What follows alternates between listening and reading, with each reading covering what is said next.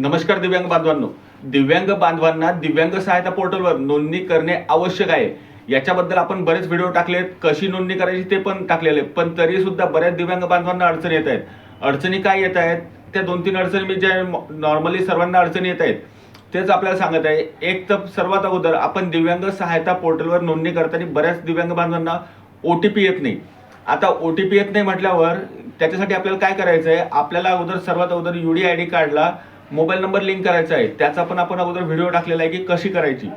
त्याच्यासाठी आपण UDIDच्या साईडवर जाऊन आपल्या UDID कार्डला मोबाईल नंबर अपडेट करणे आवश्यक आहे.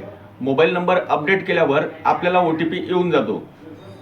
अजून एक दुसरी अशी अडचण आहे की बऱ्याच दिव्यांग बांधवांची माहिती भरताना काही माहिती चुकलेली आहे. बरेच दिव्यांग बांधव म्हणतायत की आम्ही अकाउंट नंबर चुकीचा टाकलाय किंवा एखादी माहिती भरायची चुकीची झालेली आहे. तर सध्या टेन्शन घेऊ नका. जी माहिती भरलेली आहे सध्या एडिट होत नाही.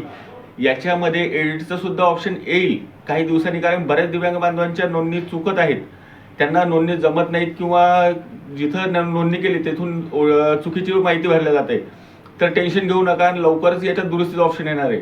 आता तिसरी एक आहे की आपण जे व्हेरीफाय करायचं ऑप्शन आहे ते व्हेरीफाय केल्यावर फोटो दुसऱ्याचाच येत आहे किंवा घरातल्या दुसऱ्या व्यक्तीचा फोटो येत आहे, पत्नीचा येत आहे, पतीचा येत आहे किंवा मुलांचा फोटो येत आहे. तर याच्यासाठी एक असं ऑप्शन आहे की आपण डिजिलॉकरवर आपला मोबाईल नंबर रजिस्टर करणे आवश्यक आहे. जो डिजिलॉकरवर मोबाईल नंबर रजिस्टर असेल त्याचाच फोटो आपल्या सर्टिफिकेटवर दिव्यांग सहायता पोर्टलवर दाखवत आहे. तर मित्रांनो, टेन्शन घेऊ नका. काही अडचण असल्यास सध्या फक्त फॉर्म भरून घ्या, डॉक्युमेंट अपलोड करायची घाई करू नका. जेवढे डॉक्युमेंट आहेत तेवढे डॉक्युमेंट अपलोड करा. धन्यवाद दिव्यांग बांधवांनो.